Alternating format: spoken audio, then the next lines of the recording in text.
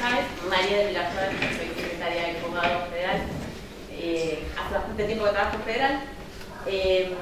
Bueno, básicamente la necesidad que nosotros tuvimos surgió en la charla con la doctora Sosa y con el doctor Albie, en el que nosotros notamos que la diferencia de las jurisdicciones, o sea, los abogados de cada jurisdicción tenían un modo diferente de trabajar y mucho estaba relacionado, o fuertemente relacionado, con el litigio en la provincia, o el modo que se litigaba en la provincia. Esto se incrementó la diferencia muchísimo después de la desaparición del expediente papel y la irrupción en nuestra vida del expediente digital. El expediente digital de Río Negro es totalmente diferente a lo que es la plataforma y el entorno digital que tenemos en Nación, en realidad, porque no es solo federal, sino es de todos los juzgados nacionales, de Capital Federal también. Bueno, este Lex 100, que es nuestro amigo desde hace muchos años y que empezó a hacer nuestra tortura desde el 2020, en el que implementaron el expediente digital con un montón de deficiencias y situaciones distintas, pero básicamente es distinto el modo de litigar en el que estamos obligados a través de la página que el que teníamos antes. Entonces, a raíz de eso, nosotros hicimos un punteo, dejamos abierto para cuando terminemos la parte un poco más formal, a preguntas para que nos saquen todas las dudas que puedan tener al respecto y que cosas que les parezca que nos pudieron faltar. Esta especie de nómina la hicimos sobre la base de lo que es el ejercicio de cada día y de las cosas que nos pasan muy a menudo. Bajo ningún punto de vista cuestionan o intentan cuestionar visiones técnicas ni decisiones de los profesionales. Tienen mucho que ver con las formas y los modos en los que la Cámara históricamente y los juzgados han interpretado el Código Procesal en este contexto. Entonces, esta sinergia genera muchas veces que nosotros podamos sospechar que ustedes se encuentran con una pared en la que no pueden... Una pared donde no hay una puerta para golpear ni nadie que los atienda y que no somos lo suficientemente cercanos ni... no estamos a mano para las cosas que ustedes necesitan y eso se transmite en algún punto en la negación de acceso a la justicia de sus clientes. Entonces, para nosotros es importante que esto se aceite y se articule. Bueno. Perdón, como dijeron los doctores, Nicolás Navarro, es el secretario civil del Juzgado Federal de Roca, bueno, y un poco para agregar a lo que dijo Pilar, que fue el doctor, antes que nada, muchas gracias por el espacio. La verdad que creo que lo importante de esto es además de las herramientas que puedan llegar a ustedes, a nosotros también nos sirve mucho en el trabajo diario, porque por ahí es complicado esto encontrarse con un plan con acordada, previo con otro, previo con aquello. Es trabajo para nosotros y trabajo para ustedes, así que a raíz de la charla esta que hemos tenido, creo que estas charlas son enriquecedoras en ese sentido y nos sirven a todos, ¿no? Pero bueno, sí, agregando un poquito más, quiero resaltar esto, que es algo con el cual siéntanse totalmente cómodos de preguntar. Nosotros queremos abrir las puertas del juzgado para que se saquen las dudas que tengan, porque en una causa me dijeron una cosa, en otra me dijeron aquella, la acordada dice esto, cómo lo manejan, cómo lo hacen. Bueno, esa parte práctica no queremos hablar ni de los institutos procesales, ni nada referido, porque eso ya lo sabemos todos, estamos todos de acuerdo. Simplemente estas cuestiones prácticas, ¿no? Estas cositas de subir escrito, de cómo se hace, cómo lo hago, qué pido, cómo lo pido, resolver esas cuestiones. Pero bueno. Organizamos esta especie de exposición, que la verdad es que necesitamos un poco la interacción, pero por una cuestión de orden vamos a hablar solo nosotros, pensando más o menos cómo se ingresa al juzgado. ¿Qué necesitan para litigar en federal? Y en primer término, lo que necesitamos es la matrícula federal. La realidad es que no armamos un PowerPoint porque nos parecía que esto no era una clase académica en la que nosotros teníamos nada que explicarles. Simplemente, por ahí lo que van a ver reflejado en la pantalla son instructivos que están en la página del Poder Judicial y que nosotros los juntamos para una finalidad puramente pedagógica y tener a mano algo para irles pudiendo acercar si necesitaban. Entonces, en primer término, al juzgado se accede interponiendo la demanda por medio de un correo electrónico en el que ustedes mandan el formulario y piden el ingreso al juzgado. Esa sería la primer puerta con la que se encuentran. La teníamos acá en la página, ¿no? Sí. Bueno, pero vamos a volver con eso. Después voy a empezar hablándoles de la matrícula. Para litigar en el fuero federal necesitan estar matriculados en la matrícula federal. Esta matrícula federal tuvo históricamente idas y vueltas. Hoy en día la otorga la Corte Suprema y sus subdelegaciones que están en cada una de las cámaras o en cada una de las jurisdicciones y en algunos juzgados puntuales. En la región, por una cuestión de la distribución geográfica, se entregan en el Juzgado Federal de Neuquén, que quizás por ahí voy a hacer la digresión. La competencia de la Cámara de General Roca, que es la que nosotros estaríamos insertos en este momento, incluye los juzgados de Zapala, el Juzgado Federal de Zapala, el Juzgado Federal de Neuquén, que son los dos juzgados federales que tiene la provincia de Neuquén, y los tres juzgados federales que hay en la provincia de Río Negro, que son el Juzgado de Viedma, el Juzgado de Bariloche y el Juzgado de General Roca. Estos son los 5 juzgados que integran la jurisdicción de la Cámara y se dividen las provincias, un mapa hubiera sido útil, se dividen las provincias de la jurisdicción del Juzgado de Neuquén, es bastante chica, es confluencia, abarcando el resto de la jurisdicción de la provincia de Neuquén, el Juzgado de Zapala, y los 3 juzgados de Río Negro se dividen la provincia en 3. Nuestra competencia termina pasando Río Colorado, incluye Cipolletti, llega hasta el norte de Catriel y al límite de inferior, no me acuerdo. Sí. El juzgado de Viedma abarca la otra parte de la provincia y el litoral marítimo de la provincia de Río Negro, y la fracción restante la ocupa el juzgado de Bariloche, que hasta hace poco tenía una fracción también de la provincia de Chubut. Después la creación del juzgado de Esquel, eso se limitó. Bueno, entonces, para litigar en cualquiera de todos estos juzgados federales del interior del país y también en los juzgados nacionales de Capital Federal, las cámaras nacionales de trabajo, federal civil y comercial, contencioso administrativo y civil, se necesita esta matrícula. Ustedes pueden litigar.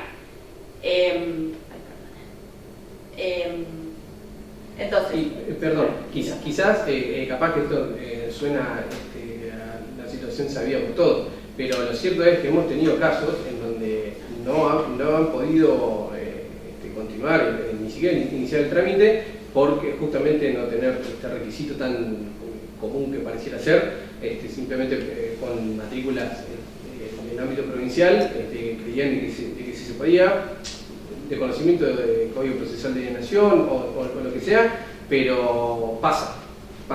Y justamente esto que está destinado a jóvenes profesionales, que son por ahí los que recién empiezan, creo que está bueno valer la aclaración porque hemos tenido casos. Bueno, entonces, la matrícula, y si quieren después les pasamos los requisitos de la matrícula, están en la página de la Corte, cómo se cumplen. Cada una de las cámaras, cuando ustedes se comunican, les pasan la nómina de los requisitos que deben cumplir, y anexo al otorgamiento de la matrícula, desde la vigencia del EXIEN en su sistema más de expediente digital, rige el Sistema Único de Autenticación de Usuarios. Esto tiene este nombre, o es el Código Único de Identificación Judicial, que es un número que otorga el sistema que a ustedes les va a representar con su domicilio y su identidad dentro del sistema. Este Código Único de Identificación Judicial es lo que lo otorga también la misma Cámara al momento de otorgarles la matrícula federal, y los que ya tienen matrícula federal y no tienen este código único para poder entrar al EXIEN, es un trámite que también se hace en los mismos lugares que se hace la matrícula federal. Están autorizados los mismos agentes. Aclaración con respecto a la diferencia con provincia. En provincia ustedes entiendo que denuncian un domicilio electrónico, un correo electrónico para notificaciones.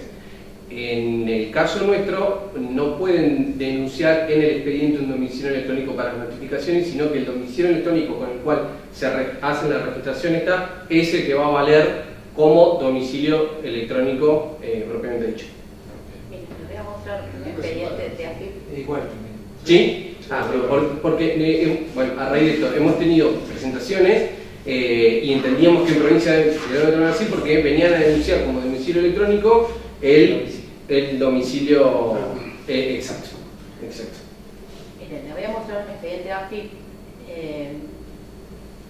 Y en esta solapa, que es la solapa intervinientes, ven que está en verde señalado aquí. Este es el código único de identificación de este letrado, que es el apoderado de ARCA en este expediente. Esta simple carga al expediente, que puede ser, lo tenemos denominado de diferentes maneras, muchas veces hablan de la vinculación del expediente con el letrado. Esta vinculación les permite a ustedes entrar en el entorno del expediente. Acá están viendo la página como nosotros la vemos, sabemos que la visión para los letrados es distinta. Este es nuestro expediente con todas las vicisitudes que tenemos acceso a nosotros, porque este es todo el expediente, esto es todo lo que tenemos y esto es todo lo que se ve. Después vamos a volver a esto porque también hay peticiones de orden. Bueno, entonces lo que les decíamos es, esta identificación es personal. Un poco va a responder tu pregunta, pero después vamos a profundizar. Esta identificación le pertenece a cada uno de los letrados que litiguen en la causa. ¿Pueden presentarse con un solo código de identificación judicial más de un letrado? Pueden. La realidad es que la representación y las notificaciones van a llegar al letrado que tenga constituido este QUIF. Nosotros en el juzgado no somos demasiado estrictos respecto de la constitución del domicilio fiscal, al domicilio electrónico a los fines arancelarios. Pero me parece que este es un tema que es de su absoluto interés. ¿Por qué? Porque los aranceles, o sea, la regulación de honorarios es de cada uno de los letrados, entonces la actividad, la resolución esa tiene que impactar en cada uno de los letrados. Y ustedes no se presentan con el patrocinio letrado de otro de sus colegas, sino que cuando se presentan en el expediente usualmente se presentan como apoderados o patrocinantes, o bien como dos apoderados o patrocinantes, pero no son patrocinantes mutuos respecto de sus propias regulaciones de honorarios. Estas cosas son cosas que parecen insignificantes, pero llegado el momento de las apelaciones, de los recursos y de los plazos para las impugnaciones de las regulaciones de honorarios, no son una cosa tan menor, y sobre todo porque ustedes le están delegando a un segundo colega la responsabilidad respecto de esto, de todas las notificaciones. Tiene más que ver con la responsabilidad propia en el marco del expediente. Yo creo que lo más interesante son los fines arancelarios respecto de cada uno, más allá de que se puedan constituir en otro, porque si no, intimado por el artículo 41, las notificaciones son ministerio de ley y quizás los plazos se les escapan o no pueden ver lo que está pasando y en algún punto puede constituir un perjuicio. Esto era un poco lo que pasaba con el papel cuando se presentaban los escritos de dos patrocinantes distintos y tenía la firma de uno solo y el encabezado quedaba gozo y al momento de regular honorario no me regulaban honorario y nunca había firmado. Bueno, un poco pasa eso también, ahora pasa lo mismo. El quiz es de uno, pero en el encabezado dice me presento Pepito y Menganito. Pero bueno, en ese sentido, dependiendo qué se esté pidiendo y qué se está haciendo, no somos tan estrictos en ese sentido como para rebotar un escrito por ahí. Pero bueno, puede tener pero alguna consecuencia en el momento de la regulación de honorarios. Bueno, otro punto que habíamos anotado que nos parecía importante es todo lo que tiene que ver con el bono, el pago de caja. La regulación que fija la Cámara Federal es que antes del pago de los honorarios regulados tiene que estar presentado en el expediente el pago de caja forense o bien la conformidad respectiva de cada uno de los colegios. Sin esa operación no pagamos los honorarios. La instrucción de la Cámara en una acordada es no se presta, es un requisito previo absoluto a la liquidación. Bueno, y ahora ya entrando... Y aclaro una cosita más que también lo hemos visto por lo general en los iniciales que presentan, que acompañan el volante de pago de... ¿Cómo se llama en provincia? Pago por la tasa. El derecho servicio bono fijo, ¿cómo es? Sí. Acompañan el pago de bono ley, que no es necesario en nuestro caso. O sea, entiendo que no sé dónde quedarse, pero sepan de que en nuestro caso, para el inicio, no es. Y esto también nos pasa todo el tiempo. No es la red del colegio, sino es la red nuestra. Es así. Esto es así. Bueno, quería mostrarles el inicio. Bueno, ya ahora tienen matrícula, tienen código único de identificación judicial, tienen una demanda en la cual creen que somos competentes. Entonces, descargan el formulario, que por ahí ya lo tienen en los estudios, lo completan y lo mandan al correo electrónico, que es fggeneralroca@secretariacivil.pjn.gov.ar. Sí, perdón, generalroca.demanda@pjn.gov.ar, y ahí en esa casilla de correo entra todas las demandas que entran en el juzgado que son no penales. O sea, todo lo que implica con el patrocinio de un letrado en el marco de reclamos va ahí y nosotros clasificamos. Ustedes cuando completan el formulario, me encantaría que funcione esto, cuando completan el formulario van a elegir y van a clasificar el objeto del juicio, las partes, el demandado. Todos esos son datos, bien, todos esos son datos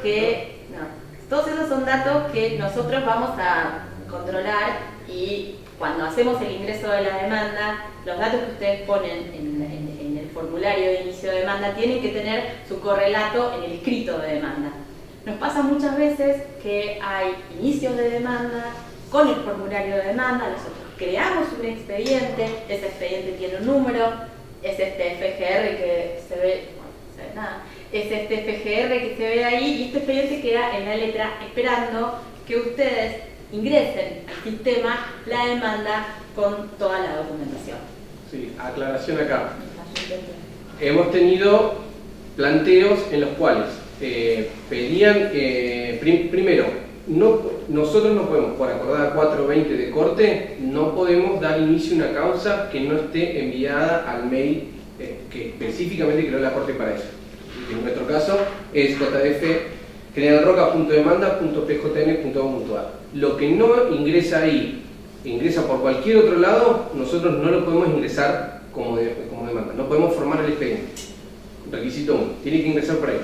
Una vez que ingresa el formulario, ahí nosotros le damos ingreso, se les notifica por mail, le damos el número de expediente y ahí se carga la demanda. Tampoco me sirve de que me manden la demanda por mail, pues también nos ha pasado, de que nos mandan la demanda propiamente dicha al mail, tanto de demanda como al mail de la Secretaría. Tampoco me sirve, yo no puedo levantar. Hemos tenido algún que otro caso súper urgente de que no pude, que esto, que otro, lo otro, y por alguna excepción muy rara, en algún tema de salud muy urgente, quizás lo hemos hecho de nosotros, pero técnicamente la acordada de corte no nos permite hacerlo, y eso tiene que estar todo registrado con los movimientos propios de cada letrado.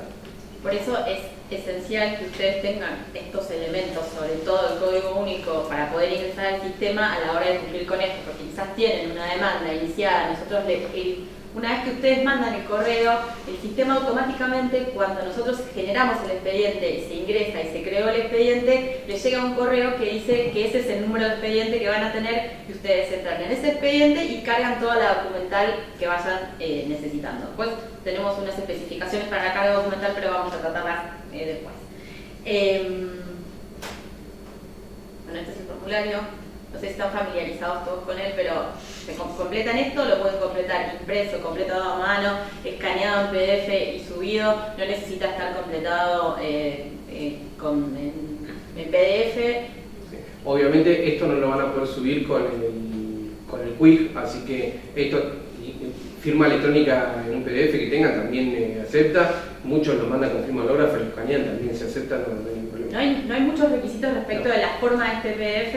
Esto ingresa y el sistema les asigna. Por eso insisto, si ves un error por ejemplo con el importe, con el monto de la demanda, con el nombre del demandado, fuese un demandado más que hay que supóngase, los demandados son 3 y ustedes nombran bien 2, uno está mal nombrado o le faltó y después en la demanda está bien, nosotros corregimos la carátula. Esto es un trabajo artesanal que se hace con posterioridad, pero sin este correo que inicie el expediente no hay modo que nosotros lo iniciemos. Eso es.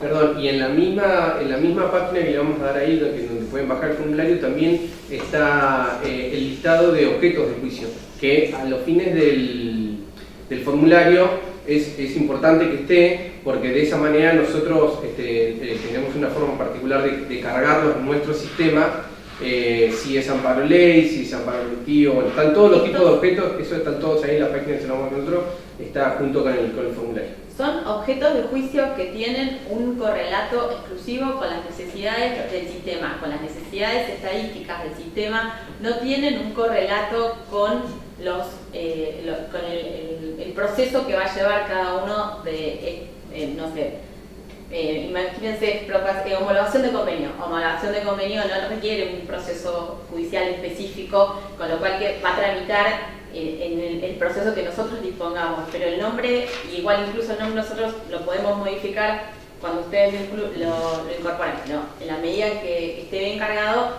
acelera la carga de... ¿Cuántas tasas en Sí. Bueno, las tasas. La tasa está efectuada en algunos procesos, no vamos a entrar en cuestiones académicas respecto de esto, pero la tasa es un requisito para el inicio de la demanda, como principio general. Entonces, la tasa, también con posterioridad a la pandemia, se empezó a abonar de diferentes modos. Perdón, voy a hacer una digresión acá.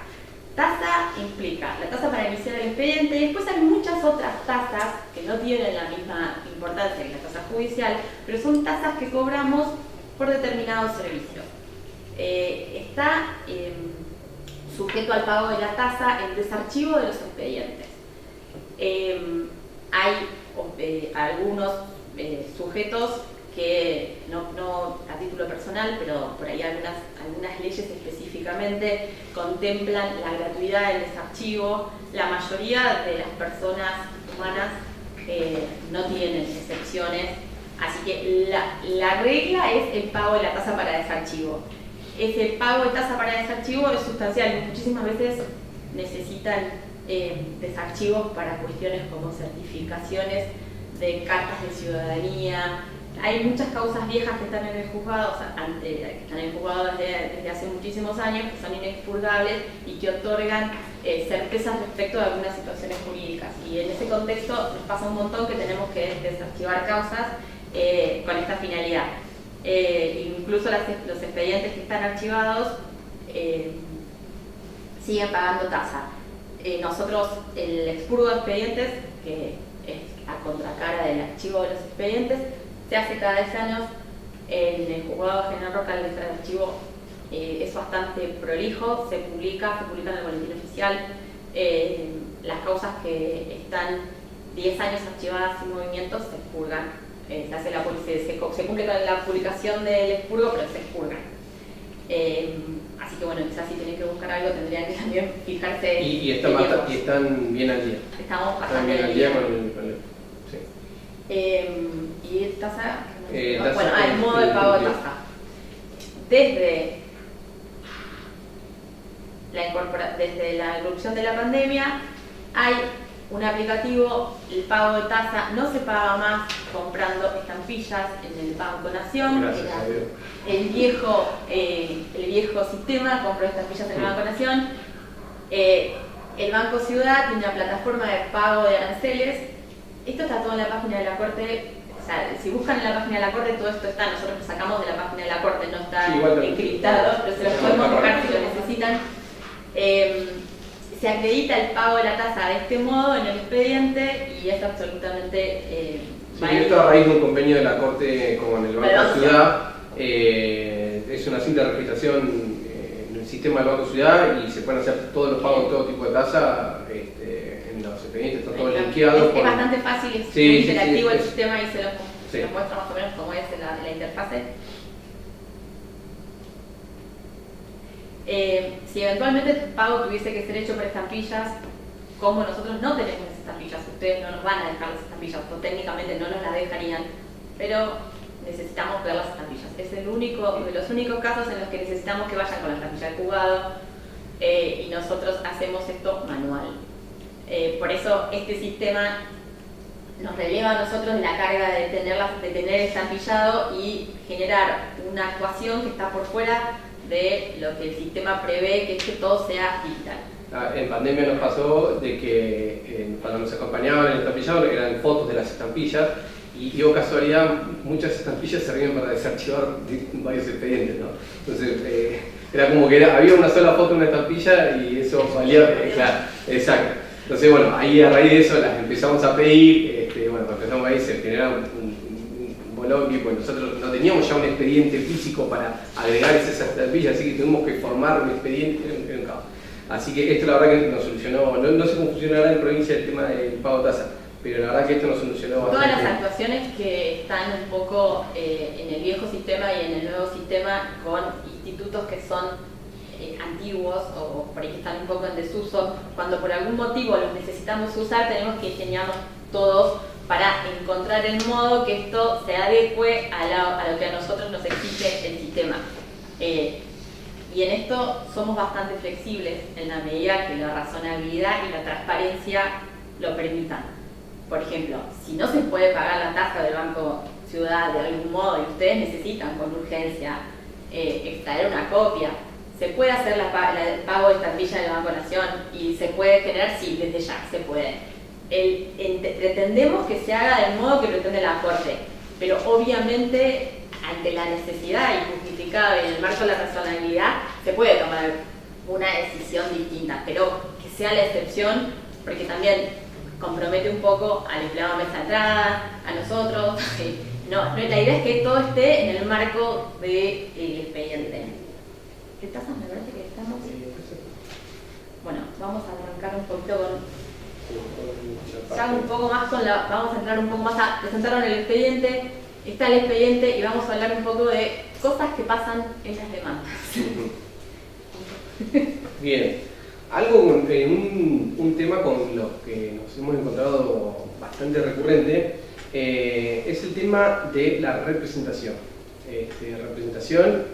Bueno, y después vamos a hablar un poquitito de personería también. Con la representación, en sí, cuando hablamos de derecho propio, cuando hablamos de patrocinio o algún tipo de apoderamiento, no hay muchos inconvenientes, algún que otro hay, pero lo que sí advertimos bastante, que es donde más se empezaron a trabar, que entiendo que es a raíz de un tipo de litigio que tienen de la forma de litigar en provincia, es con la representación de mayores con algún tipo de mitad, por lo general, de salud. Por ejemplo, hemos tenido demandas en donde se presentaba la madre o el padre de una persona mayor de edad con síndrome de Down, por ejemplo. Me presento en representación de nosotros. Ese tipo de representación para nosotros no es suficiente, ¿sí? No es suficiente. Nosotros partimos de la premisa de que la capacidad se presume, tal como dice el Código Civil, y si no hay alguna restricción a la capacidad con sentencia dictada por los competentes, en principio esa persona es plenamente capaz. Este es el principio general que tenemos nosotros. Digo síndrome de Down porque son los 3-4 casos que más nos han pasado. Vamos a dar la explicación cuando hablemos de procesos. De procesos. Pero esto tiene relación con la elección de los procesos por los que tramitan esta clase de demandas, que para la jurisprudencia de la Cámara son imprescindibles, con lo cual nosotros tenemos la obligación de ser rigurosos en la representación y seguir rigurosamente, insisto con la palabra porque me parece que es la que mejor aplica, lo que dice el Código Civil al respecto. No tenemos chances de permitirle a una madre en representación de su hijo menor o de sus padres con Alzheimer, por ejemplo. Es una realidad muy común esa. También es muy común los hijos con los padres con algún avanzado problema o gravedad o en el marco de un accidente y demás, que hemos tenido una excepción en el marco de un accidente de una persona que estaba muy complicada, pero bueno, ahí fue necesario acreditar las situaciones a derecho que estaban denunciando con los certificados médicos y demás, de que la persona no podía, y acreditando el vínculo y todo, se lo tuvo, pero así, por el solo hecho de, no lo aceptamos. Lo que sí hemos aceptado, y también estamos aceptando, con la presentación de alguna medida cautelar también dictada, porque entiendo que en el proceso de capacidad también corren las medidas cautelares y hay medidas cautelares que sirven para poder iniciar el proceso en el cual estamos iniciando nosotros. Porque muchos de los fundamentos para hacerlo vienen a raíz de que no puedo esperar la sentencia de restricción de capacidad. O sea, que familia me ponga tal apoyo o tal medida. La figura de apoyo o demás no podemos esperar, con lo cual también es cierto, haciendo el Código Civil, y así lo estamos aceptando también con algún tipo de medida cautelar, también eso también lo hacemos. Pero hay un juez de familia que dispuso y que nos indica que el proceso ya está tramitando y que esa persona está cautelarmente, está preventivamente encargada de la representación de la persona que está litigando. Bueno, otro tema que tenemos bastante asiduamente son las representaciones de las personas jurídicas. Entendemos que a la persona jurídica la representa, hay que ver qué clase de persona jurídica es, y para que nosotros sepamos qué clase de persona jurídica es y cómo está compuesta esa persona jurídica necesitamos el estatuto. O sea, es como el DNI de esa persona, necesitamos el estatuto, pero además de necesitar el estatuto para saber cómo se componen las autoridades y quién define qué cosa, también necesitamos el acta actualizada de la última designación de la persona con capacidad de representar a esa persona jurídica. Quizás parezca esto estúpido, pero realmente, quizás en el apuro, muchas veces, sobre todo los gerentes de la sociedad, de las SRE, están muy acostumbrados a operar en la vida comercial sin acreditar este tipo de cosas, pero para acreditar su propia representación en un expediente necesitamos que sea acreditado esto y que esté el acta última vigente. Otra complicación más que tenemos, que se vincula con la matrícula federal, es que la ley 10966, este ejercicio de la profesional, exige que los poderes judiciales especiales en los cuales se designa un apoderado sean ejercidos por un abogado y que ese abogado tenga además, si va a ejercer como abogado, matrícula federal. Entonces, si ustedes en su calidad de abogados son apoderados de una empresa determinada o bueno, de una persona jurídica determinada y no tienen matrícula federal, es una jurisprudencia bastante vieja de la Cámara, entonces se exige el hecho que ese apoderado que va a ejercer como apoderado judicial tenga matrícula federal. Es el artículo 3 de la ley 10966, es una ley muy vieja, pero sigue absolutamente vigente. Esto seguro que es una providencia bastante común que tenemos en casi todos los juzgados.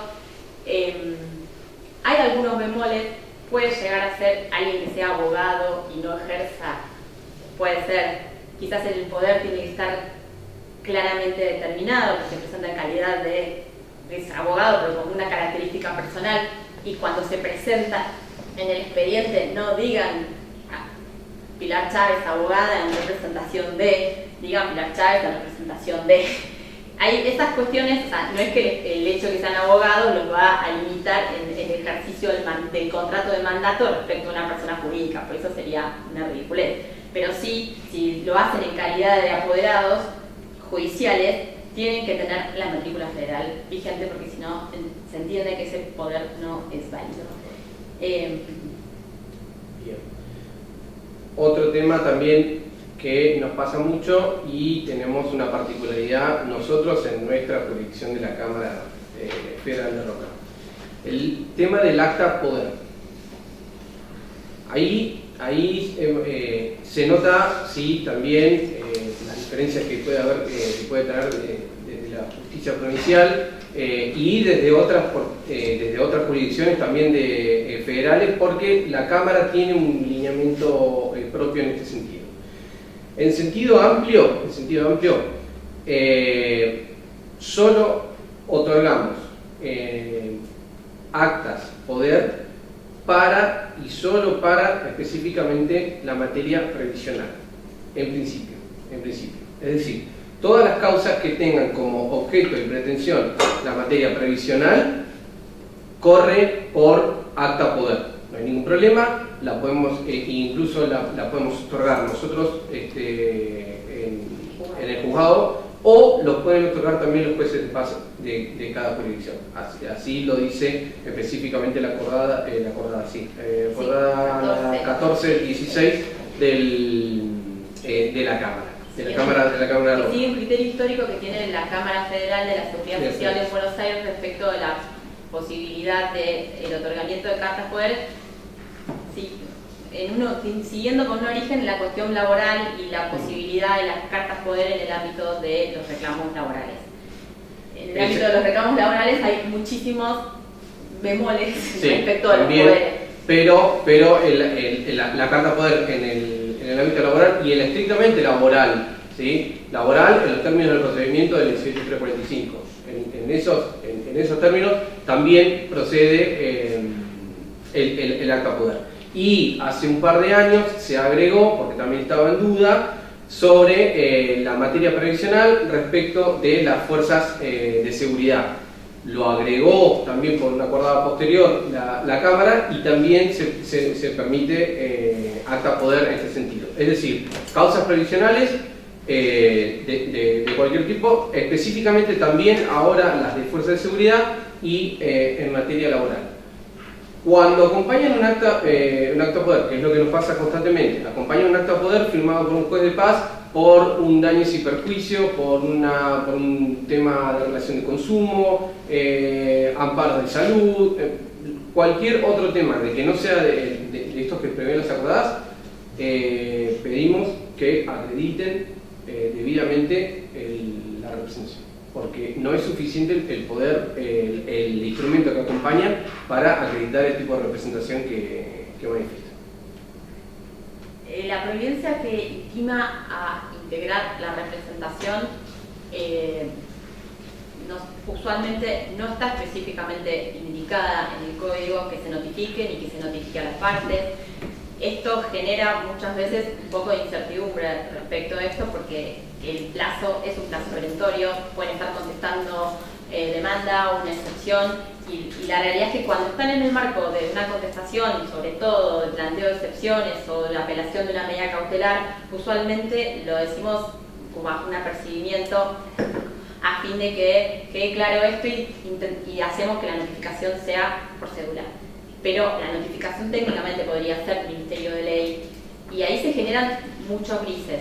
Entonces, nosotros, el sistema les emite una notificación de cortesía cuando hay un movimiento en la causa, que no tiene la virtualidad de la notificación.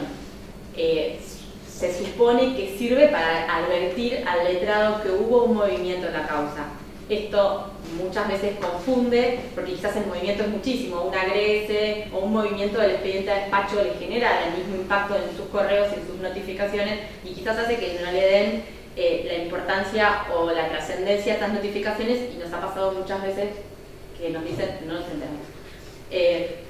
Bueno, estas son las cosas que nos llevan a tratar de mejorar este tipo de cuestiones y de pensar de qué modo podemos usar el sistema a fin de no perjudicar el acceso al tribunal y la posibilidad de ejercer el derecho de defensa, que nos resulta primordial en el marco de todas estas cosas.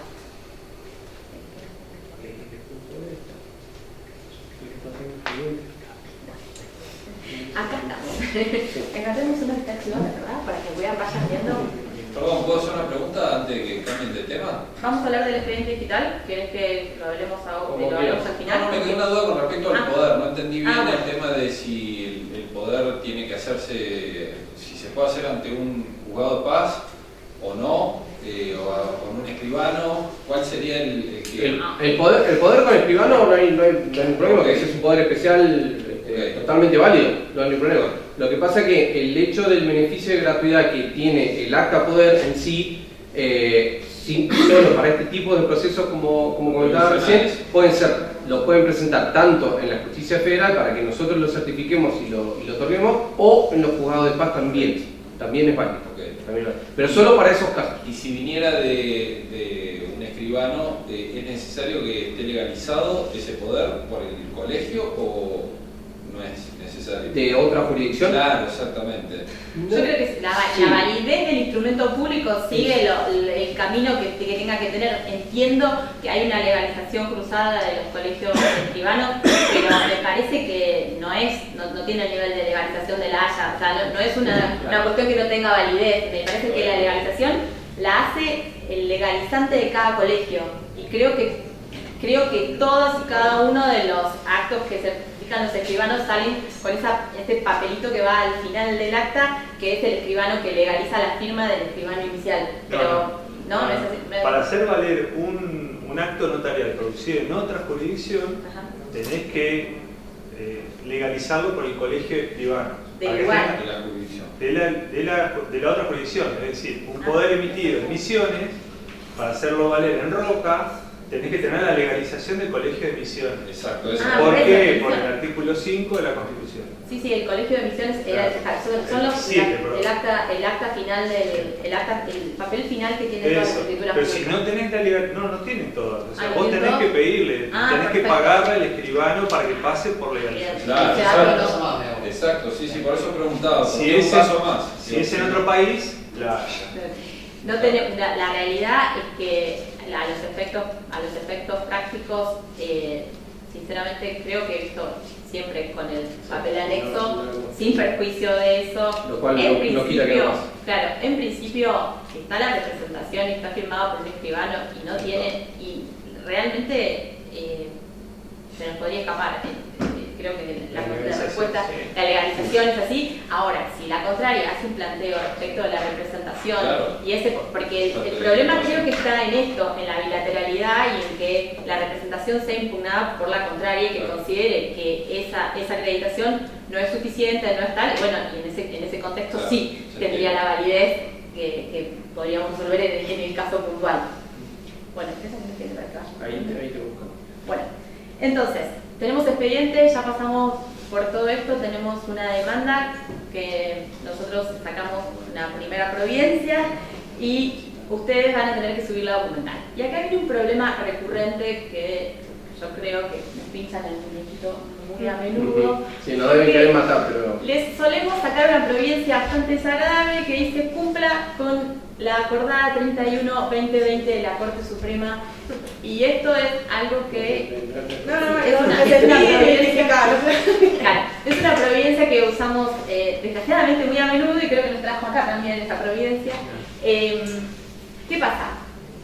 Cuando ingresamos en el expediente digital en el 2020, estas acordadas, la 4-2020, que es la primera, es la que la Corte establece la firma electrónica, la validez absoluta de la firma digital con token y la validez de la firma electrónica en los términos de la ley de firma digital para las providencias. Nosotros no firmamos con token cuando subimos los escritos, es firma simplemente electrónica con está validada nuestra identidad. Sí firmábamos con token, por ejemplo, los expedientes que trataban los primeros expedientes digitales que tuvimos, que fueron los expedientes digitales de la refracción histórica, y unos expedientes digitales de ejecuciones fiscales puntuales que tramitaron por expediente digital previo a la pandemia. Después de eso, vía la acordada 4 de la Corte, es firma electrónica, la que tenemos todos. Dicen que va a cambiar en breve, pero firmamos sin token. Pero es en el marco la validez de la firma electrónica. Entonces, ¿qué pasa? En el marco de toda esta normativa, dispusieron el modo de que se va a organizar el expediente digital. Entonces, decimos unos pocos que necesita de privado si no ponemos los datos privados de nadie. La realidad es esta: cuando ustedes suben ese primer escrito, la acordada 31, que es la que más usamos, dice que tienen que subir 2 archivos. Un archivo que contenga... Al menos 2 archivos. Un archivo que contenga la demanda propiamente dicha y otro que contenga toda la documental. Cuando Nico me pase un número les voy a mostrar cómo se ve. Y ustedes lo ven cuando ustedes entran en consulta externa para consultar los expedientes. Ustedes entran a ver y ven un archivo que dice, en el mejor de los casos, demanda, y otro archivo que dice, en el mejor de los casos, documental. ¿Qué pasa?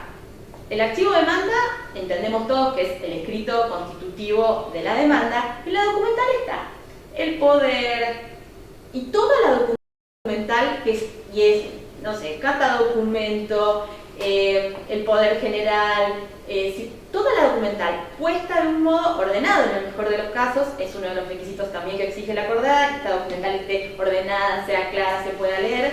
Entonces cuando les decimos que cumplan con los requisitos puede ser que no se lee, puede ser que están superpuestos, puede ser que están incompletos, pero la mayoría de las veces es que suben todo en un archivo que se llama parte 1, parte 2, parte 3. Entonces, ni nosotros, ni ustedes, ni alguien que quiera ver el expediente haciendo uso de la publicidad del expediente puede ver de qué se trata y encontrar fácilmente qué contiene este archivo. El único expediente que tenemos todos y que vamos a seguir teniendo todos es este. Entonces la finalidad de esa acordada era básicamente clarificar la presentación y que cuando uno ingresa al expediente pueda encontrar con sencillez y al simple mirar la grilla del expediente de qué estamos hablando. Voy a entrar en una ficha por aquí cortito para que vean. Ningún expediente visualizado. Entonces la idea, este es uno viejo de AFIP, miren. Esto es un expediente viejo de AFIP, que es tan viejo que se llama AFIP, o sea, fíjense que este es el sorteo, los expedientes de AFIP ingresan por un modo diferente, está bastante informatizado todo lo que es ejecuciones fiscales, se sortea la corte, ingresan por otro sistema, es mucho más automático y casi poca participación humana en el sorteo de carga de expedientes y ejecución fiscal de AFIP. Bueno, ven que ahí dice boleta de deuda, inicio de demanda. Estos dos escritos en este boleta de deuda están contenidos todas las boletas de deuda que van a ser la base de la ejecución fiscal y en el inicio de demanda el escrito propiamente dicho. Este es el mínimo indispensable que necesitamos para que esto sea posible de leer. Fíjense que voy subiendo y están los títulos de cada uno de los escritos. Esta misma grilla se espeja en la consulta pública de expedientes con limitaciones. Esta es la consulta máxima, porque es la que tenemos nosotros y los chicos en el juzgado. La consulta pública, los abogados que están incorporados en el expediente ven exactamente lo mismo que nosotros. La consulta pública general tiene algunas restricciones y si nosotros le pusiéramos más restricciones, aún tiene más restricciones para la consulta de datos. Pero si acá, en este escrito que estoy señalando, donde dice boleta y dice inicio de demanda, hubiera un inicio de demanda o el escrito que sube al sistema solo que dice escrito 1, escrito 2, cuando nosotros en un expediente que requiera identificar, fíjense que acá las fojas están al costado y se indican los números de foja. Hay veces que se repite el mismo número de foja porque el sistema reescribe situaciones que tienen que ver con registros y etcétera. Pero cuando yo voy a entrar al archivo, este no tiene mucho. Bueno, la realidad es que cuando uno quiere identificar en una providencia un archivo, la mejor manera es que tenga un nombre que esté identificado para nosotros poder hablar, por ejemplo, de la presentación del poder de foja tanto, o la prueba documental o el carnet de la obra social que está agregado a fojas tanto. Esa identificación clarifica a nosotros cuando lo escribimos, cuando vamos a resolver, encontramos rápido las cosas y ustedes cuando tienen que mirar el expediente también lo entienden. Porque si no, lo que pasa es que son un montón de datos, todos amontonados, en los que nadie puede tener un acceso transparente al expediente. Entonces, esta es la finalidad de la acordada. No es caprichoso. No es caprichoso, más allá que es desagradable el modo en que decimos cumpla con la acordada y no les despachamos. ¿Y qué pasa? Es un cumpla con la acordada y por ahí hay plazos que están corriendo y ahí se generan, vuelvo con lo mismo, cuestiones que están por fuera del código procesal, que no están previstos, porque no sé si alguno grande como yo se acuerda, cuando inició el sistema, el LEC 100, y cuando la Corte empezó a traccionar para que se hagan estos expedientes digitales, nos había habilitado al juez a aplicar con analogía el artículo 120 del Código Civil de la Nación, que dice que todos los escritos que deban dar traslado tienen que traer copia bajo apercibimiento de tener por no presentado el escrito. Ese es un apercibimiento específico que estaba previsto por el Código. La Corte, en una de estas acordadas, de las primeras, cuando empezó a trabajar con la notificación electrónica, a fin de que las partes puedan, la notificación electrónica pueda servir, porque si yo lo notifico electrónicamente, ustedes no pueden ver nada de lo electrónico, no hay modo de acceder al documental, se pierde la finalidad de la notificación, habilitó al uso, por analogía del 120, y tener por no presentado el escrito. Este instrumento no lo volvió a usar más. No lo volvió a usar en el marco de la acordada 4, ni lo volvió a usar en el marco de la acordada 31, con lo cual que nosotros no vamos a tomar medidas que perjudiquen y que vayan más allá de lo que la acordada nos indique. Pero bueno, la buena fe de todos colabora a construir un expediente que sea un espacio ameno para que todos podamos trabajar y sobre todo para que ustedes puedan defenderse. Bien, acá tienen un ejemplo clarito. Miren, en este caso incluso hasta acompañó el bono ley. Y en este caso, bueno, este es el final de la demanda, fíjense que son 180 hojas y termina la demanda y arranca con toda la documental. Está toda la documental. Entonces, a los fines de estar, primero, el control de la documental y todo lo que sea, como ven, todo esto pegado. Hay algunos casos en donde incluso la documental la cargan una por una y ponen, en este caso que hay captura de WhatsApp número 1, captura de WhatsApp número 2. ¿Por archivo separado? Sí. Por archivo todo separado. Ahora les comento una cosita con respecto a eso. Pero esto es por lo general lo que siempre nos pasa. Tenemos la demanda o el escrito o lo que sea pegado de toda la documental. Y nos pasa esto, que al momento de querer hacer referencia a algún tipo de documental o lo que sea, no podemos porque el sistema... Fíjense ahí la numeración de las hojas. El sistema no me permite, incluso acá salió con, hágase saber sobre la acordada 31 que cumpla con el previo, por eso se archiva. No tenemos forma de hacer referencia acá a qué foja corresponde la documental. Ustedes cuando cargan tanto los escritos como la documental, porque nos ha pasado muchas veces en que nos dicen, no, pero yo lo cargué separado. Sí, es cierto. En el sistema ustedes tienen la posibilidad de ir cargando, cargan uno, cargan otro y envían. El problema es que ese envío que hacen de todo lo que cargaron, ese envío a nosotros en el sistema nos ingresa como parte 1, parte 2, parte 3, parte 4. Y ahí le sacamos el previo y ahí es cuando se empiezan a enojar y nos dicen, pero si lo cargué, sí es cierto, lo cargan. Entonces, para solucionar eso, en realidad la forma que deberían hacerlo, entiendo que es engorroso, pero bueno, en algún momento agilizarán esto, pero lo que tienen que hacer es, cargo la demanda, subo la demanda, envío la demanda, con el título escrito de demanda. Cargo la documental, si quieren documental, si quieren hacer descripción de la documental, mucho mejor, porque para todos después la lectura del expediente es mucho más fácil. Pero documental, nota del diario de fecha tal, la subo, la cargo. Documental, poder, lo cargo y lo subo, lo envío. Y ese envío particular a nosotros nos va a impactar como individuales.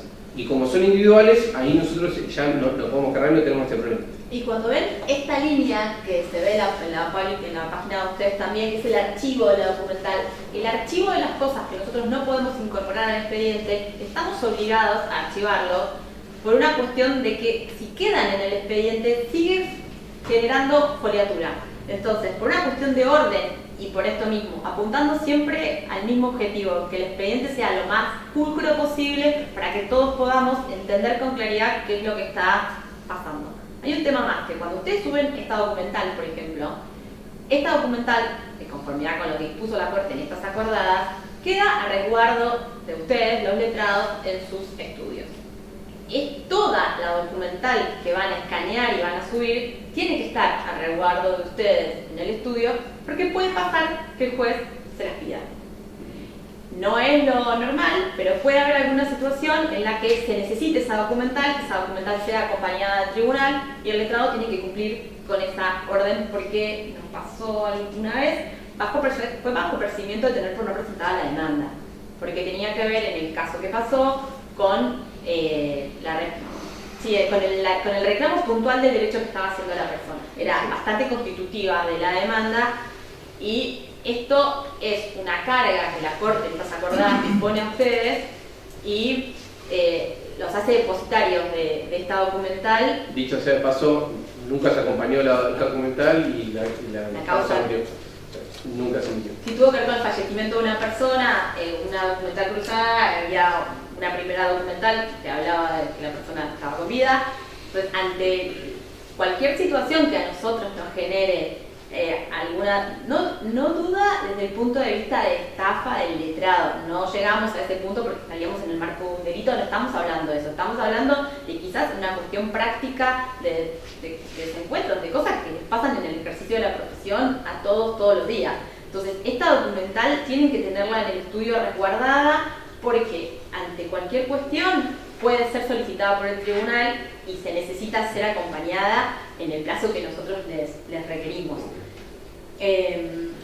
Vamos a entrar en un tema bastante polémico, sí, pero genera muchos problemas. Tenemos muchos problemas. Que es la firma de los PDFs. ¿Tenés una ahí para...? Ustedes son patrocinantes, por ejemplo. Si son apoderados, usualmente están cargados en el sistema, con lo cual que van a firmar el escrito con firma electrónica, si tienen toque de firma digital, y ahí van a validar todo y no vamos a tener ningún inconveniente más. Ahora, la mayoría de los problemas se generan cuando vienen en carácter de patrocinante de la parte.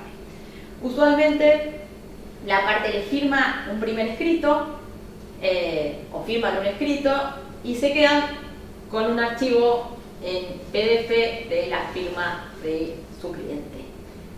Nosotros damos por sentado que hay una voluntad, que el cliente de ustedes tienen charlado esto, está habilitado, pero nos pasa muchas veces que la firma en PDF se corta y se pega en el PDF siguiente que se presenta. Cuando ahora Nico les va a mostrar, a nosotros cuando vemos el PDF nos aparece la firma inserta, o sea, es un corte y pegue de un cuadrado de la firma. Eso nos pasa muy a menudo. Entendemos que esto, insisto, tiene que ver con la práctica, con el día a día. Lo mismo, estos escritos, lo mismo que les decía la documental, el escrito de la demanda firmado por la parte, el de verdad, lo tienen que tener ustedes en estudio.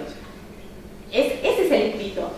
La parte no tiene un domicilio electrónico, salvo que la parte, o sea, que su representado o su patrocinado tenga un token. En el caso que su representado tenga un token, suben la demanda firmada por el token. Obviamente, estos son son los requisitos menores. De máxima, sería genial que todos tengamos un token y una firma digital que nos valide perfectamente y que no se genere ninguno de estos inconvenientes. Pero lo que pasa es que la persona jubilada que vive en Catriel, el estudio de abogados quizás está en Cipolletti, entonces, bueno, decir y pasan y quizás prácticas o lo que fuera, pero lo que pasa es que esas firmas que están insertas en PDF no son válidas y no es un capricho nuestro, puntualmente, hay bastante jurisprudencia, esa mano para mostrarla, declaran que son actos inexistentes, o sea, la sanción. Nosotros no hacemos eso, nosotros le pedimos que se ratifique la firma, que acompañe el debidamente firmado y usualmente se corrige rápido y no pasa nada, pero es nuestra responsabilidad el control de esta firma. Vemos mucho porque parece bastante práctico que suben el archivo en PDF y escanean la última firma, el último escrito firmado por la parte y se sube al sistema. El tema es que en los PDFs es evidente cuando la firma está pegada. Nosotros entendemos que esto es cada juzgado con su modo de verlo. En el Viedma, Bariloche, nosotros, Zapala y creo que Neuquén en principio tiene algunos requisitos más, pero en principio estamos todos unificados con este criterio. Creo que nadie ha tenido por representante presentado un escrito por inexistente No, porque le faltaba la firma. No, hemos tenido... Pero hay jurisprudencia que dice que es inexistente el escrito. Sí, la Cámara Nacional del Trabajo así lo ratificó y declaró inexistente el pedido, en donde había un claro corte y pego de la firma del negociador. Nosotros tuvimos un caso particular en donde ya era muy retirada, con varias causas, no solo con un solo relacionado, sino con varios, y en donde ahí, en uso de las facultades que nos dio la Corte de requerir los documentos originales, al momento de pedir los documentos originales, se perdieron, no estaban. Se los dejo a su criterio y acompañaron de eso, pero hasta que no le empezamos a requerir los documentos originales era como una práctica que entendemos nosotros por ahí del lado digo de ustedes de la organización, es razonable quizás agarrar, pero bueno, también desde nuestro lado está el resguardo de la persona y también el resguardo del actor y de sus derechos. Estamos en un lugar que quizás el rigor formal nos puede convertir en ogros, entonces tratamos de manejarnos dentro de lo razonable. Insisto con esta palabra porque tratamos de usarla lo más posible, probablemente no sea tanto como ustedes requieran que así sea, pero de verdad pensamos mucho en que hay un trabajo previo, en que tratamos de respetar el trabajo de los profesionales, entonces muchas veces tratamos de no ser tan quisquillosos y pensamos, bueno, esto pudo haber pasado por esto, y nuevamente hacemos una providencia que quizás no sea... Sí, por lo general lo que hacemos es primero advertimos la situación, intente evitar situaciones como la descrita, y ante una reiteración ahí sí frenamos todo, y si siguen haciéndolo, por recién ahí requerimos. No queremos salir a cazar brujas ni nada con esto, pero digo, es una cuestión de trámite, de tener logística. Incluso en ese caso,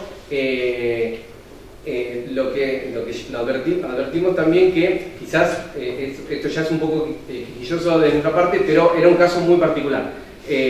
Lo que hacían era el PDF, copiaban, pegaban la firma en el PDF, imprimían el PDF y le sacaban una foto a ese PDF pero cuando uno contrataba la firma con las de las otras presentaciones, eran todas exactamente la misma. Entonces, o sea, tomarse ese trabajo ya era como demasiado. Entonces, simplemente en ese caso hemos tenido algún problema. Pero más que nada, lo que queríamos comentar era esto, de que sepan de que si en algún momento te agarran y pasa, y no hay ningún planteo de la contraria, tampoco es que va a pasar nada, pero sepan de que lo controlamos. Ya digo, no tenemos un perito calígrafo o informático en este caso en el juzgado controlando esto, pero sepan de que es un control de... Quizás porque es muy evidente, o sea, claro, cuando ahí no tenemos uno pero realmente es muy evidente. Sí, cuando uno abre el escrito para leer lo que está escrito, sí, uno llega al final del petitorio y si la firma está incrustada es evidente, o sea, es muy grande la diferencia. Que, y insisto también con esto, en un primer momento, cuando se arrancó con todo esto, el PEN digital, todo, estábamos todos en la misma, bueno, ya está, pero una vez que empezamos, tanto de afuera como para adentro, lo empezamos a acomodar un poco, lo empezamos a requerir. Y entendemos que esto en provincia es distinto, entonces estos también son cosas que por ahí... se puede ratificar, yo creo que uno de los problemas... Bueno, ahí vamos a ver. El punto que sigue acá es exactamente los artículos del código que la justicia... O sea, el artículo 48 del código procesal que habla del gestor procesal. El gestor procesal en el código nacional es una facultad que se puede usar... Perdón, que acá justo encontré... encontré con respecto al tema de la carga de la documentación. Miren cómo está cargado acá la documentación que presentó la ANSES, en donde dice contesta la demanda, expediente número tal, expediente parte 1, expediente número tal, parte 3, o sea, está bien, resolución, poder, está bien discriminada toda la documental que acompaña, y esto sí impacta en el expediente, impacta foja por foja, y eso sería lo ideal. Perdón. Nos conformamos con que haya un archivo para la demanda y otro un archivo del escrito y el otro de la demanda, pero esto es el tope de gama. Sí. Bueno, estaba hablando del artículo 48. El artículo 48 del Código Procesal de la Nación establece que el letrado se puede presentar en carácter de gestor procesal de su parte una sola vez en el expediente. Y repito esto porque muchas veces pasa sobre todo al momento de tomar las audiencias. Nosotros vamos a tomar una audiencia 360, una audiencia testimonial, y el abogado se presentó en la audiencia de 360 como gestor, porque no podía venir la parte, porque pasó algo de eso. Lo tenemos presentado por carácter de gestor y le decimos, en el plazo, el Código Procesal indica que tiene que acreditar, tiene que ratificar el patrocinante esta representación en el plazo de 40 días hábiles. Y esta representación puede ser usada una sola vez. Desde que se presenta hasta que se ratifica, siempre dentro del plazo de los 40 días, puede volver a hacerse otra presentación. Pero, si al día 20 la parte se presentó y ratificó, se agotó la posibilidad del uso de la representación en términos de gestor procesal. Esto es diferente a lo que pasa en provincia, y esto hace, insisto, que si vienen a una audiencia, por ejemplo, de 360 y se presentan, lo tenemos presentado por parte, lo tenemos presentado en carácter de gestor procesal, y pasaron días y no lo ratificaron, y ahí viene la parte más desagradable, pero voy a terminar con esto. Vienen los testigos, vienen a tomar testigos. No, presenta como acá. No, ya se presentó y ya ratificó. Y ese testigo que están trayendo, ustedes no pueden participar de la audiencia. Y eso genera rispideces, quizás porque entendemos que no es algo a lo que están acostumbrados, porque el Código Provincial no lo prevé así. Otra cosa más, que es la parte más desagradable. Sí, que es criterio del tribunal declarar la nulidad del actuado de oficio. ¿Sí? Si bien el código dice, lo prevé tanto a pedido de parte como a oficio, hay algunos juzgados que no lo hacen, nosotros lo hacemos, y también lo hacemos en línea con la Cámara. La Cámara también lo declara de oficio. Si ustedes apelan en carácter de gestor procesal, el expediente es elevado a Cámara, nosotros nos tenemos por presentado en ese carácter, elevamos el expediente a la Cámara, el expediente va, entra sentencia y corre el plazo, y ustedes no ratificaron, la Cámara cuenta el plazo y les dice: doctor, se venció su plazo, es nulo todo lo actuado, por ende no existe la apelación. Y hay un dato más que establece el código, que lo actuado es bajo responsabilidad del letrado, lo actuado en el lapso de la representación del artículo 48, claramente, ¿no? Estas son prácticas regionales que impactan realmente en el ejercicio cotidiano de la profesión, porque quizás ustedes en el fragor de la presentación, de los plazos, de los vencimientos, no tienen en cuenta estas cosas, y son cosas que vemos todos los días. Notificaciones y traslados digitales. Tengo esta parte más. Acá tenemos un nuevo actor que se llama DEOX. No sé cuánta familiaridad tienen con el sistema. El DEOX es el de diligenciamiento electrónico de oficios externos. Hay dos sistemas, uno es interno, son todas las entidades que están dentro del Poder Judicial, los podemos mandar internos, y los externos son todos los que tienen convenio con el Poder Judicial, con la Corte, no con el Poder Judicial, con la Corte, y están cargados en el sistema de campo, los podemos mostrar desde ahí. En el marco de un expediente hay muchas notificaciones que se pueden hacer electrónicas y se pueden hacer dentro del expediente, y ustedes, cuando están cargados como parte, en el caso que los oficios, la mayoría de las veces son oficios, ustedes pueden hacerlo y está cargado la parte, ustedes pueden gestionar el oficio dentro del sistema, y la dependencia a la que están solicitando la información o pidiéndole alguna cuestión puntual se notifica mediante el sistema de oficios. Por ejemplo, el registro de la propiedad automotor, tanto el central como las unidades regionales, están todos cargados en el sistema. En ese caso, por ejemplo, supónganse la notificación de un embargo, tiene que estar firmado por el secretario, porque es un requisito del embargo puntual. pero quizás ustedes lo que pueden hacer es pagar la tasa, se la tienen que pagar en el registro. Esas cuestiones se pueden hacer todas por intermedio del DEOX. Bien, particularidades con el DEOX, y por lo general cuando los DEOX los tienen que diligenciar ustedes, que también en la página ahí de la Corte está el instructivo de cómo se diligencian DEOX particulares. Nos ha pasado de que vienen y dicen, nosotros ya mandamos el DEOX, notificamos el traslado de demanda. Se presenta, en este caso ANSES, bueno, nos ha pasado ANSES y dice, no, diligenció el DEOX y lo mandó a oficio de informes y embargos de beneficio a usuario. Dice, no, bueno, pero yo lo mandé a ANSES.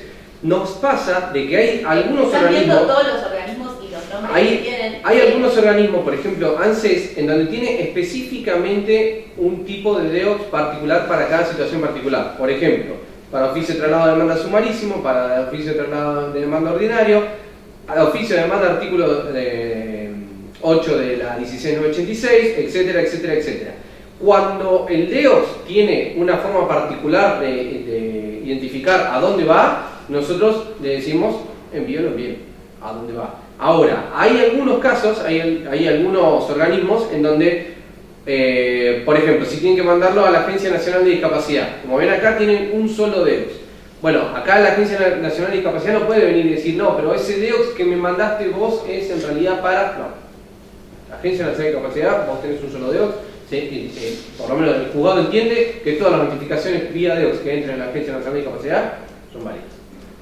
¿Sí? ¿Se entiende la diferencia?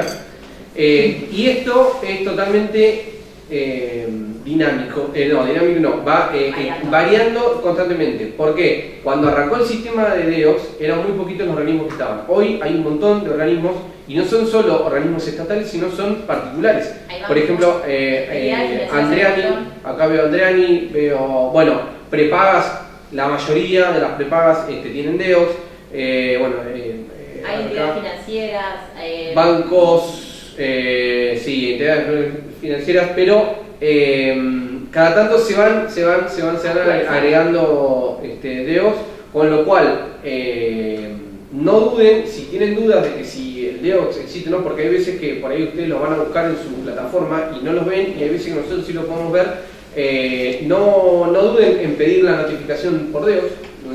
Solicito que de última nosotros le informaremos que el DEOX para tal fin no se encuentra habilitado, que es el otro, y bueno, y buscaremos otro sistema de diligenciamiento. Esto agiliza, por ejemplo, las notificaciones, sirve tanto para traslados de demanda como para un pedido de informes, en la medida que el demandado esté cargado en el sistema. Que no nos sirven los traslados de demanda por correo electrónico.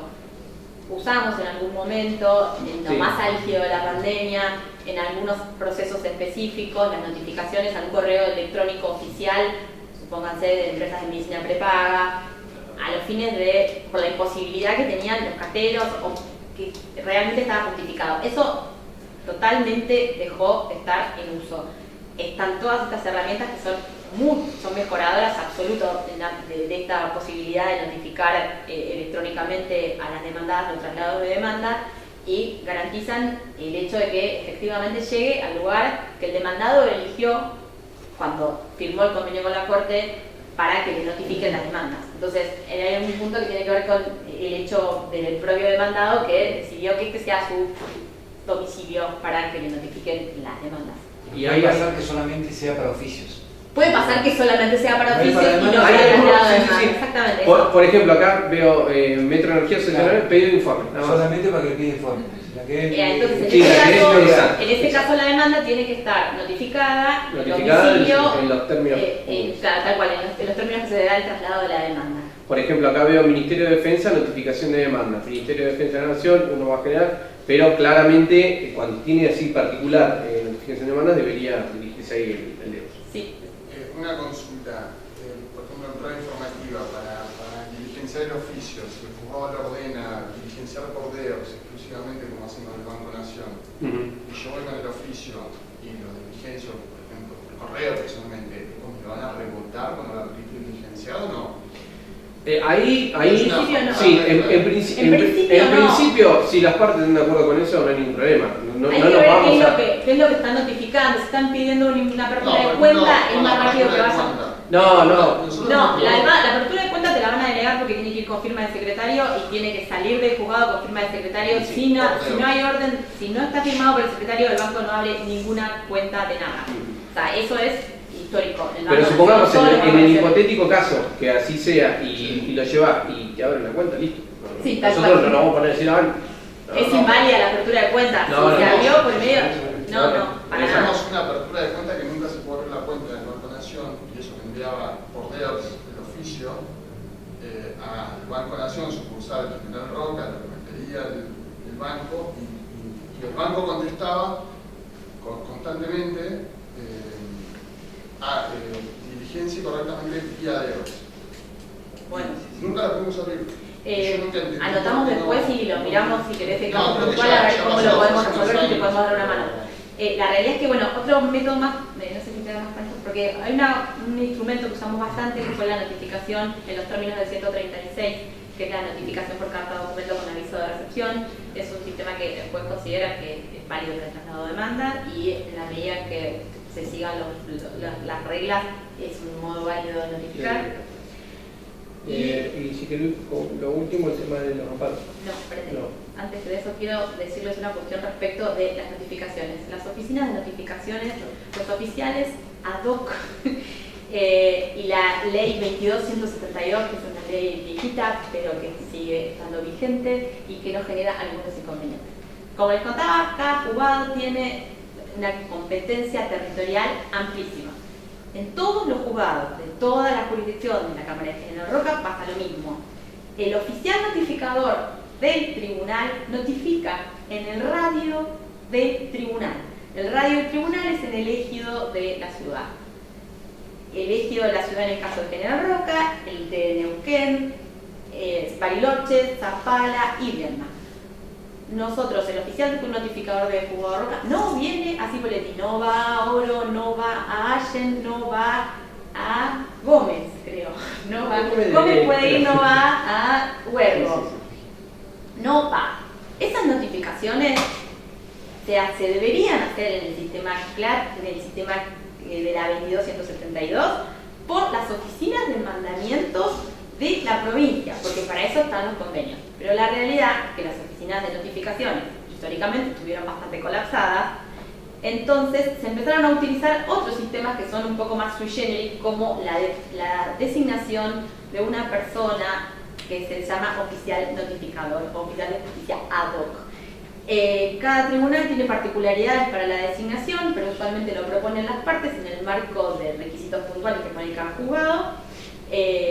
Y esa persona, el juez la designa y en el radio de la jurisdicción del tribunal del juez que la designa puede realizar la notificación. Digo esto porque, por ejemplo, una persona que está autorizada para notificar en Cipolletti no puede cruzar el puente e ir a Neuquén por más que quede re cerquita, porque la jurisdicción del juzgado de Neuquén es de la doctora Randolfi y viceversa con los de Neuquén para acá. Un ad hoc que está designado por Roca solo puede designar en Roca. Entonces, cuando cambiamos de provincia, que sería el caso puntual de esto, pero tiene que ver con la jurisdicción del juzgado, no con el cambio de provincia, hay que oficiar al juzgado siguiente para que el juzgado sea el que realice la notificación. Esto parece una cosa muy antigua, pero sigue generando muchísimos problemas. Muchísimos problemas, porque genera un oficio soporte papel, muchas veces, firmado por los requisitos de la 22.172. Hay tribunales que aceptan, tribunales que no aceptan. Nosotros tratamos de hacerlo lo más ágil posible. En este contexto lo que hacemos es firmarlo digitalmente, sellarlo si ustedes lo necesitan, y más o menos sabemos en qué jurisdicciones qué requisitos tienen. Entonces tratamos de hacer lo más veloz posible ese trámite para evitar que vengan con un mandamiento, nos traigan, firmemos, se vayan a ir de nuevo y esto se genere una cosa chiclosa que no colabora a ninguno. Pero son mecanismos que no podemos evitar. Hasta ahora no tenemos algo mejorador en este contexto, entonces hay situaciones en las que no queda más que notificar sí. O sea, por cédula, papel. Por cédula papel, pero la cédula papel por ahí en otra jurisdicción pasa mucho en los aparatos de salud donde las sedes de las compañías están en Neuquén. Entonces, cédula Mandriani, por ejemplo, bueno, cualquier correo que acredite está. 136. Sí, 136. Y facilita el 136. Bueno, creo que ya estoy con eso. Sí, no, y lo último como para que tengan la diferencia, que también es un puntito a tener en cuenta. Como ustedes saben, nosotros, y hablo más que nada por el tema del tipo de proceso de amparo. Constitución de Río Negro prevé el amparo, Constitución Nacional prevé el amparo. Nosotros, y esto es por una cuestión nuestra, de nuestro juzgado, nosotros le damos trámite de amparo, propiamente dicho, al amparo ley 16986, que es el regulado y el que tomamos nosotros como tipo de proceso en el ámbito federal. Y lo circunscribimos el amparo ley para contra todos los organismos estatales federales. ¿Sí? Esto es un criterio nuestro. En otras jurisdicciones lo hacen también para particulares o demás. En nuestro caso, sí, perdón, de toda la Cámara de General Roca. Insisto con esto, el trámite y el tipo de proceso previsto, que es súper específico, y ahí donde entran muchos, no me quiero poner particularmente a hablar sobre el amparo de 1686, si quiero algún día armamos algo con amparo porque es bastante amplio, pero lo que más nos interesa es que les quede claro que amparo ley no es amparo en los términos del 43 de la Constitución, y entiendo que el de provincia también es 43, no es ese amparo. ¿Sí? Y cuando hablan de amparo y el demandado es una entidad pública, el trámite es el trámite muy chiquitito y escueto previsto por la 16986. No hay posibilidades ni flexibilizaciones respecto de cuestiones procesales. Estamos hablando del amparo. Nos enmarcamos en los 17 artículos que tiene y no salimos de ahí. Puede haber una doctrina inveterada o no tan inveterada, una doctrina de la inconstitucionalidad, de la concesión del efecto de la apelación en ambos efectos.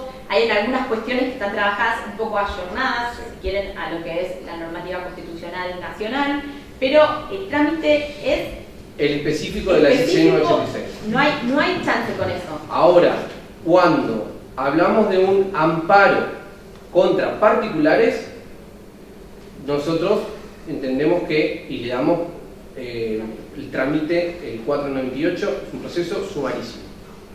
¿Sí? Actos particulares. Para nosotros, amparo no existe como proceso en sí, salvo 16986, pero amparo, nosotros nos olvidamos la palabra amparo y para nosotros es sumarísimo contra particulares. Que eso entiendo que en provincia tiene algún otro tipo de tratamiento. Cuando hablábamos de la legitimación, les decíamos, está relacionado específicamente con esto. Como el amparo es el amparo exclusivamente en los términos de la ley de amparo, no hay una posibilidad de ampliar la base de legitimación de las personas que reclaman por la vía del amparo. Porque si el amparo es contra los particulares, es un proceso sumarísimo. Y si el amparo es el más común en el ámbito, o sea, es por ejemplo contra PAMI, contra CES, contra el Ministerio de Trabajo, y son entidades nacionales. Entonces la diferencia es que las herramientas procesales que ustedes tienen a la hora de hacer el planteo también se limitan. Tienen que contar con esas herramientas o eventualmente intentar en el marco del proceso que sean removidas por la resolución del juez. Pero en principio no hay una remoción o no hay un instrumento procesal que sea flexible a la hora de hacer estos planteos. Por eso nosotros nos encontramos desde que el Superior Tribunal de Justicia se declaró incompetente para todo lo que tiene que ver con los reclamos contra las obras sociales y las prepagas, que se incrementó un montón los reclamos que tenemos en este marco. Nos encontramos con muchas causas en donde reclaman y la legitimación la plantean amplia en el marco del artículo 43 de la Constitución Nacional o de la Constitución Provincial, y nosotros no tenemos chances procesales de habilitar esa revisión porque el trámite procesal o el cauce procesal es chiquito. Los invito a pensarlo académicamente y a hacer los planteos que consideren necesarios en el marco de la creación. Claro, pero sepan la de que es vieja, es de la formación originaria de la Cámara de General Roca, para preparar esta charla estuve buscando y es una jurisprudencia impetrada de la primera formación de la Cámara de General Roca del 93 que se mantiene respecto de los dos planteos y de los procesos en este sentido. No somos la única cámara que tenemos este criterio, hay bastantes cámaras del interior que tienen este criterio. Incluso, pero también van a ver de que en otras cámaras le dan trámite de amparo ley a particulares, también pasa. Y incluso alguna cámara de seguridad civil y comercial tiene un planteo diferente, pero en general hay diferencias O sea, con el esto. trámite, perdón, Sí. te interrumpa, el trámite procesal es distinto, pero el planteamiento, el que haga la parte contra un particular va a llevar va a estar titulado como acción de amparo. No, se va a llamar proceso sumarísimo. Si lo quieren, Ahora, eso te iba a preguntar. Si yo pongo acción de amparo, porque Sí. yo tengo en la cabeza que es acción de Sí. amparo, pero es contra un particular, ¿ustedes lo acomodan como? No, nosotros En la primera no. providencia, Sumarísimo. hermano, nosotros en la en primera la primera providencia le vamos a decir, decir que el trámite del 498. Perfecto. Y eso- O sea, no se lo rechazan, digamos. No. Particular. Ojo, tenemos ahora uno ahí con un planteo en donde pasó esto, en donde presentaron acción de amparo justo a uno contra una obra social, en donde le dijimos que el trámite se haga por el 428 todo, vino y apeló, planteó revocatoria con apelación de subsidio, diciendo no, esto no es sumarísimo, esto es acción de amparo, en los términos del 43. Y bueno, ahí estamos. Que es un planteo de la inconstitucionalidad de la... No, simplemente Es un el planteo de la tipo de elección del proceso, de la cauce. elección del proceso, del encauce procesal. Exacto. Pero, bueno, eso está ahí, todavía está en análisis. la realidad es que la elección del proceso sumarísimo tiene plazos cortos, son 3 días para todo, salvo 5 días para la apelación y hay uno más que es de 5, son 2 de 5 que están en la... Y contestada no. La apelación seguro de 5. Sí, fundar y tipo de... Bueno, eso es otra cosa más. La apelación. El modo en que se concede, cuando los recursos están concedidos en relación, o sea, que se fundan en el juzgado, ante el juez de primera instancia, es una práctica también regional el hecho de que se apela y se da el plazo para fundar. Nunca se apela y se funda en el mismo escrito. Esto es una decisión histórica de la Cámara también y se respeta. Antes, con el expediente papel, se ordenaba tachar los argumentos, si estuvieron vertidos los argumentos que impugnaban la sentencia, cuando están presentados en el mismo escrito que se apeló la sentencia, o la resolución, mejor dicho. Y bueno, esto también genera algunos desiertos, porque quizás se tiene por no presentado y se concede el recurso, se ordena el desglose del escrito, y en el fragor del ejercicio de la profesión se olvida que a los 5 días tienen que venir a fundar el escrito, porque ya lo habían fundado, pero el escrito estaba desglosado y hay que declarar la deserción del recurso. Perdón, ahí para que veas, acá es justamente... No, este era uno contra... soy medical, perdón. Por presentada demanda, se sabe que la demanda vendrá con las normas del proceso sumarísimo que regula el 498. Así, clarito. Por más que lo hayan iniciado como acción de amparo o... Y en esto se repite en la mayoría de los juzgados. En la providencia inicial se determina Ya el se tipo de determina el tipo de proceso que se va a seguir y se indica. ¿La diferencia mayor está dada por los plazos? Sí, por plazo, por tipos de por la relaciones que prueba, hay, prueba... Por el efecto del recurso. La realidad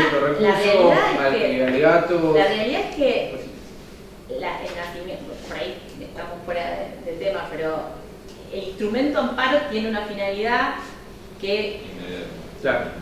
bueno, la realidad es que en tiempos no tenemos diferencias respecto del despacho. Es un objetivo del tribunal, es una visión que tiene el juez puntualmente y estamos todos instruidos en este sentido en realmente despachar en los plazos más breves posibles y dictar sentencia en los plazos más breves posibles. La diferencia, por ejemplo, con el sumarísimo es que hay que pedir que pase sentencia, por ejemplo.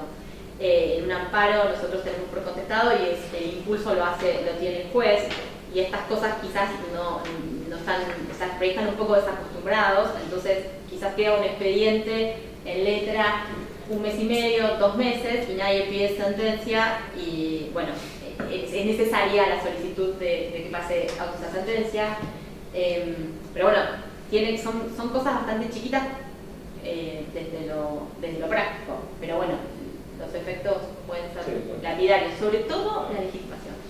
Nosotros creemos que nuestra experiencia, la aplicación del 43, cuando nosotros la interpretamos a la luz de estos procesos que son bastante rígidos, tiene efectos en la legitimación puntualmente. Entonces, por eso es que cuando pedimos que esté bien acreditada la representación, somos muy rigurosos, porque entendemos que no hay chances, no tenemos chances de analizar una legitimación amplia como podría ser en el marco de una acción de amparo, porque estamos hablando de un amparo, ley y de un proceso sumarísimo. Entonces, esta es como la vueltita procesal en la que estamos atrapados.